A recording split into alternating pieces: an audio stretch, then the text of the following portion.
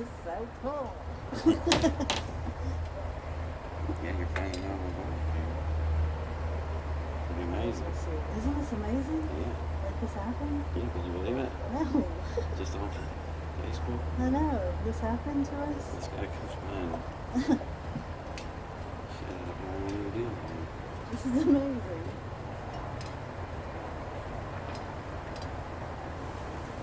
I feel like when we're doing it. Yeah. Somebody just came by and did this. Like, I know, goodness, right? it was hard.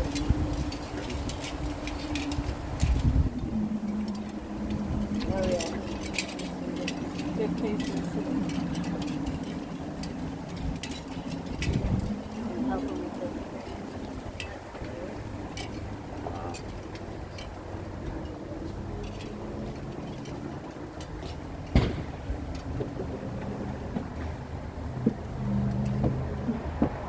So you have better cases, stronger. Well, yeah, and there's a reason for that. This is more modern. Oh, okay. So what we're going to do first is we're going to look at a fancier version, not necessarily more expensive, but a fancier version. I'm sorry, I got the wrong one out. I thought I had it in this case. All right. So what do you notice about that scroll? Well, It's a lion head. It's a folk art? Yep. Wow. Lion's head. This is about 1850 or so. Look at the wood on the back. It's slightly higher grade. Notice the delta here at the, notice the long button. Mm-hmm. Klingenthal. Notice the shoulders. Compare these two, they're cousins. The shape is literally the same. Probably from the same tracing. Wow. In other words, they had a metal trace. When you say cousins, the family, same family made these? Yeah, Wow. same town. Wow. Same town, same family. So, yep. It's just that the lion head was something that some people wanted. Stradivari made some with lion heads. Some of the better ones were made with them. Now, notice how curved these holes are, F-holes. The high curve was more of a Steiner. Stradivari was more upright. When you look at the arching of this, it's nowhere near as high as the arching on yours, is it? No, it's pretty flat. Yes, it's pretty flat, but it's not Italian flat. Mm-hmm. So, now we move on to a French Italian. This one was made, this is one of Napoleon's soldiers during the occupation of Italy. This was made in the Turin area. This is right at 1800, maybe 1795. Hard to know for sure. Notice the difference though in the shape of it. It's different. Look at the top. Remember I told you about Italian arching? Mm-hmm. What do you see?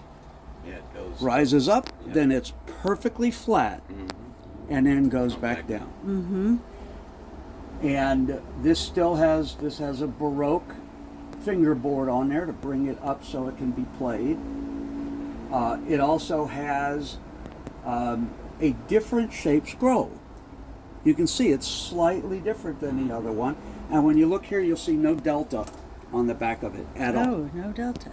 Because No this cat's is mouth. French. It's a French maker. Now this is stamped inside Barbet, Jacques Barbet.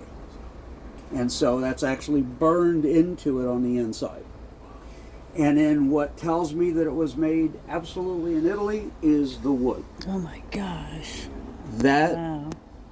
Yes. is from a specific region of the Po Valley. And when you get it in the sun, that's when you really see the beauty of it. Oh my.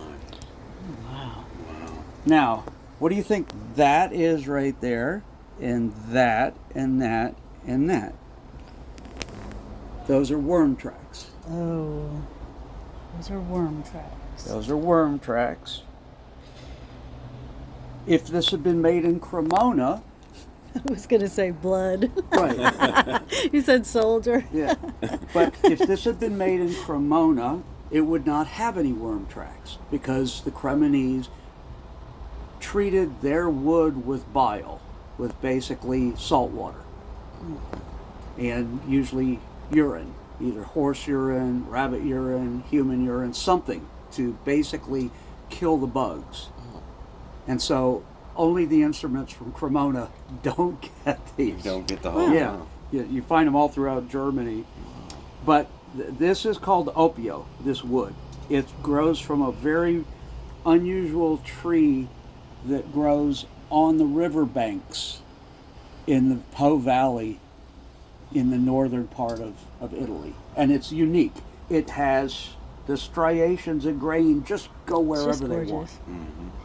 And that's what makes it so unique. That's great. So we haven't been able to, if this is made 2 miles to the west of the French-Italian border, this is worth $8,000.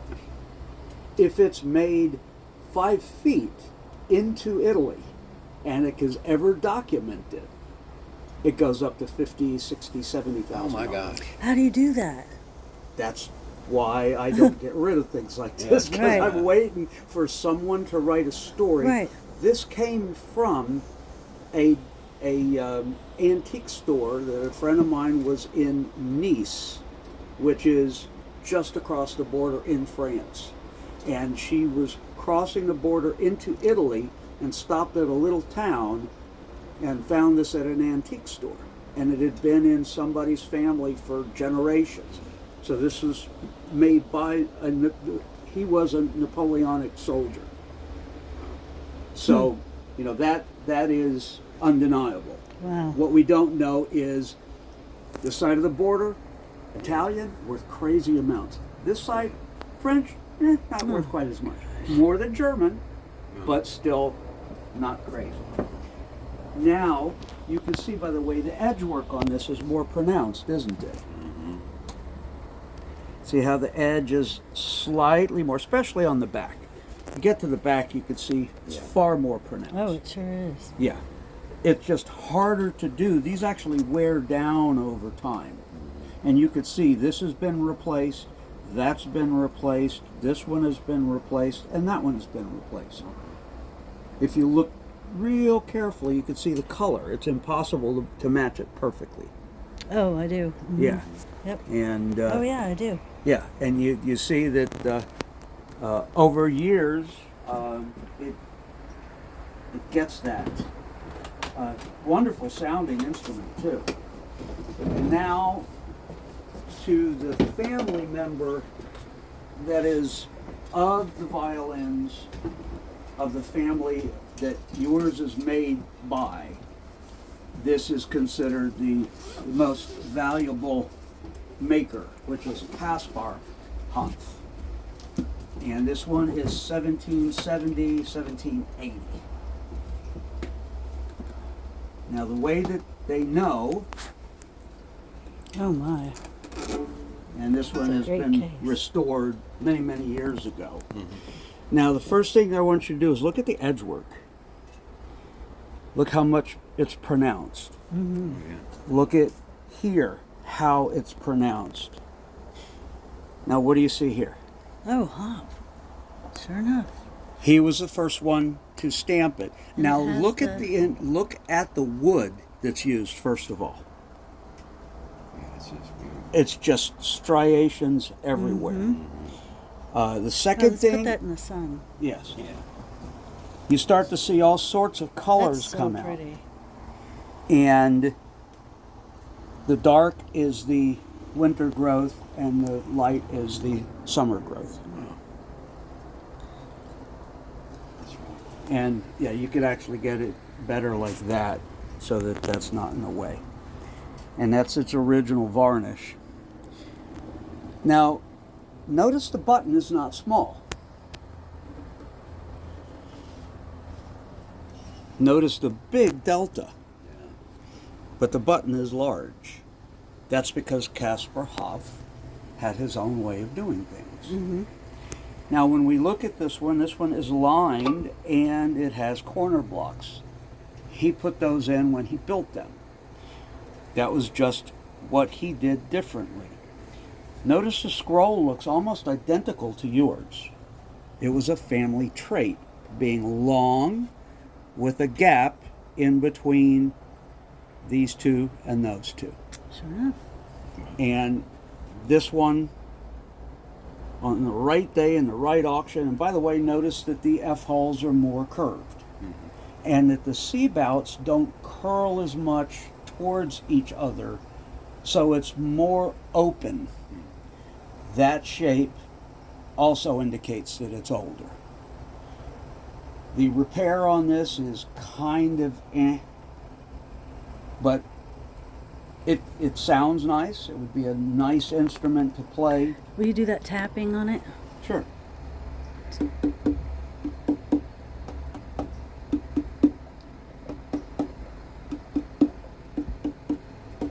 Notice those are the same, and then this is dead. Why? Yeah. Well, it could be that I'm trying to see if there's been a repair here that I didn't see before. I don't think so. But there could be. There could be a piece of wood that's glued on the inside. Now you do this. Identical. Yeah. And then you come to this side. It's still the same. So this is all tuned except for this corner. Yeah. And Lord knows why. And it sounds really good? Yes, this sounds very, very good. And this is, again, a Caspar Hoff. Will you go get my dad's violin so he can tune it, see how tuned it is? Sure. My siblings will be watching this video, Oh, so how cool is that? I've been sharing this. So where little... was your family from? We're from Illinois, Oh, right around Chicago. My parents were from Chicago, and then my son is we up in Chicago. we wound up in Tulsa, and that's where my dad picked up fiddling, and then I started fiddling, and I took classical You should Suzuki pick it up. also. Oh, what a...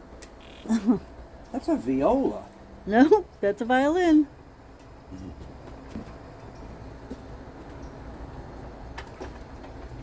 He made it, so.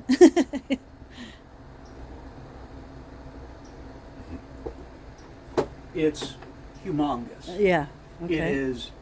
It is, the ribs are, this thing has probably,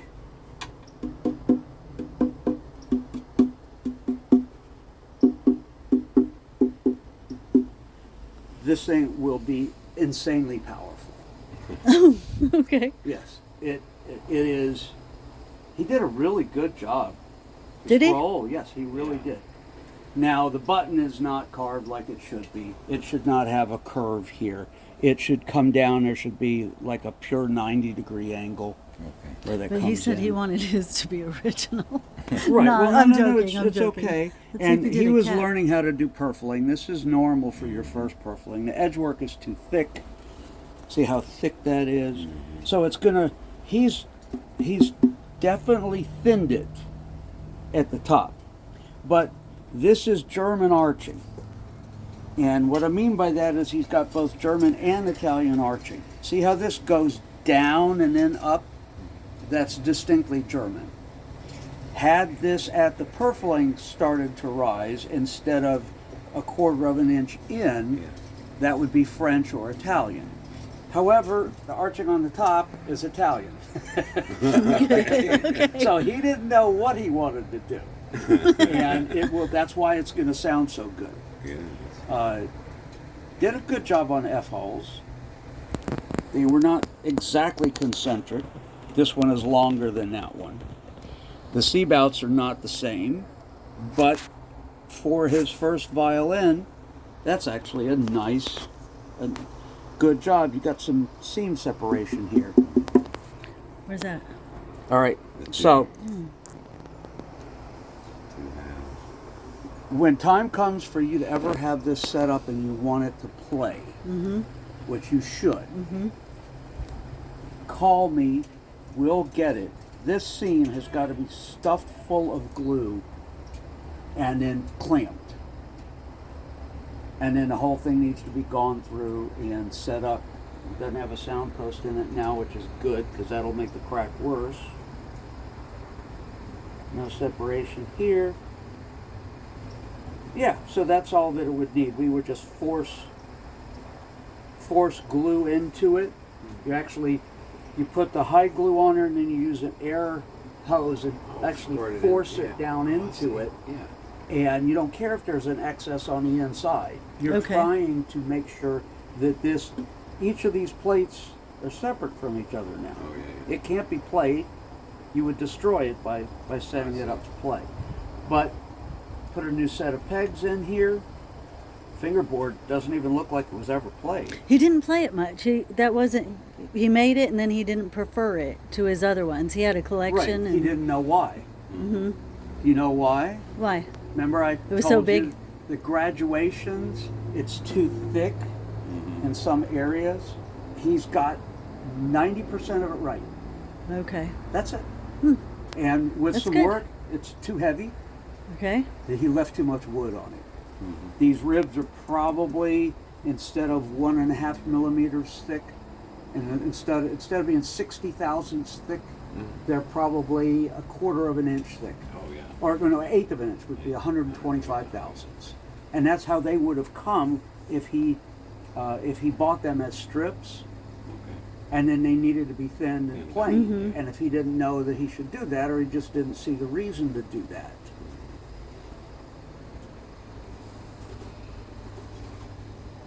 But he did build it on an inside mold, I could see that. Is there a sticker in there or anything? Write his name? He signed it. He signed it. Yeah. Yep.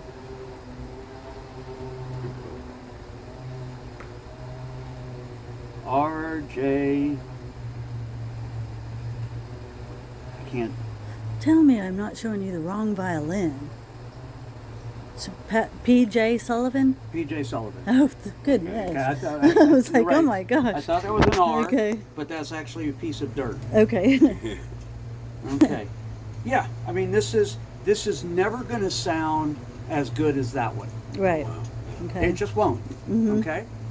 Anyway, Interesting. so now you My have family will love that. Yeah. They Now will you love have it. an understanding of what you have. Right, exactly. And if you ever get into violin again, and I have lots of violins. I showed you the picture. That's just the ones I'm working on now. Yeah. Here was his mandolin. Oh, F-hole Yeah, mandolin. he had this one custom made for him how nice by is Luthier that? in California. That's a very, very good mandolin. It's a Knudsen. Yeah.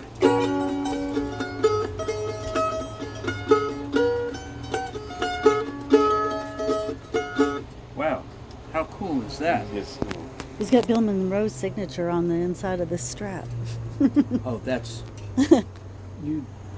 He played a lot of mandolin. He really loved it. Well, I can tell you this. This is exceedingly well made. This could be a $3,000 or $4,000 instrument. I think it was more than that when he purchased it. It may have, but He I'm had saying it, what yeah. it's worth now. Okay. You want to look to see what people are selling them for in very good condition. Mm-hmm. And then figure a music store is going to add another 25 or 30%. Okay. It's So, definitely come not and for play. sale. That's one of my babies right there. Oh, you don't. What did you think about this case? Which one? The case. Do you think it's original to the Restore it. violin? Restore it, but don't keep the violin in it if you have work done to it. Right. If right. you want to have that restored, I'll give you my. I do other things, so don't be surprised at my card. Oh, it's But okay. I'm also a martial artist, oh, okay. And so there you Okay. go. My friends call me Jeff. That's why I said Jeff. Jeff? Okay. Yeah. So That's there's, awesome. yeah. So Thank call you. me if you need any. What would any it cost to get that restored help. by I- you? I would do it for you because it's a hobby. Uh-huh. I'm not doing it for a living anymore. Mhm. If I was doing it, I used to do Cohen violins downtown. Oh, I uh-huh. used to do his violins, and that would have cost $2,000 to restore. I'll do it for like $500, and that'll include the strings, the setup. When you play it, you'll be like, I can't believe this is the same Can you do instrument. it? You could just take it. So, What do you think? well, let me put these You in the wanna get it car, done? and you figure out what you want to do. I'll be happy to do that for you. Okay. Yeah, that's an opportunity that doesn't come all the time.